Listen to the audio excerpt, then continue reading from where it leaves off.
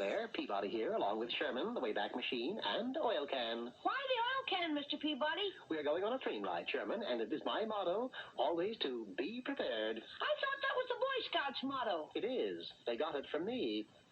Be that as it may, today the Wayback will take us way back to the year 1830. Our destination is the city of Baltimore, and our host is Peter Cooper. Who's he? He, Sherman, designed and produced the first locomotive engine in the United States. He called it the Tom Thumb, and we will be aboard as it races against a horse and carriage. In the hands of the Wayback, the transition to Baltimore was unbelievably swift. Before we knew it, we were in Peter Cooper's roundhouse. I suppose you've come to take my engineer's license from me. Engineer's license? We're here to help you win the race. There isn't going to be any race. Why not? Well, you see, I constructed the Tom Thumb, then I built the roundhouse around it. The problem is I neglected to provide an opening so that the Tom Thumb could get out. You mean there isn't any door? What's a door? I showed him by building one. There you are, Mr. Cooper. You now have an exit for your locomotive. Sir, you're a genius. You're so right.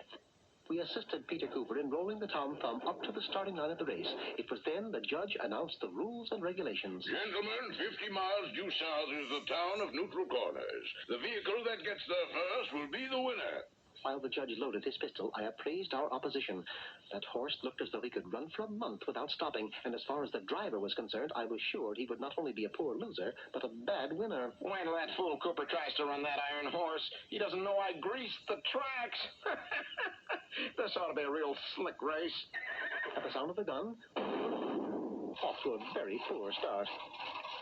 Something's wrong, Mr. Cooper. We're not getting anywhere. That's simply an illusion caused by excessive speed. Come on, let's push the thing. Boy, Mr. Cooper, can't we do something? I spied a small group of 9-year-olds playing in a sand pile, and this, of course, gave me an idea. 25 cents later, I was the proud owner of a toy shovel and a bucket full of sand. Here, Sherman, dirty up the tracks. Huh? The sand will give us traction. Just keep throwing handfuls. Sure enough, the wheels stopped slipping, and in no time, we were highballing along.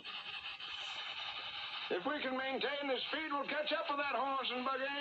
That is, if we can get through the 50% tunnel. Why do they call it 50%? Because it's only half finished. Before I could inquire as to the exact location of the tunnel, we were in it. I suppose they'll change the name of the tunnel now. Tell me, sir, are there any other obstacles ahead that you're aware of? Only the 50% bridge. I see. Is it called 50% bridge for the same reason as 50% tunnel? No. Oh, that's fortunate. They call it the 50% bridge because only the plans are half finished. As he spoke, I could see a wide chasm in the not-too-distant distance.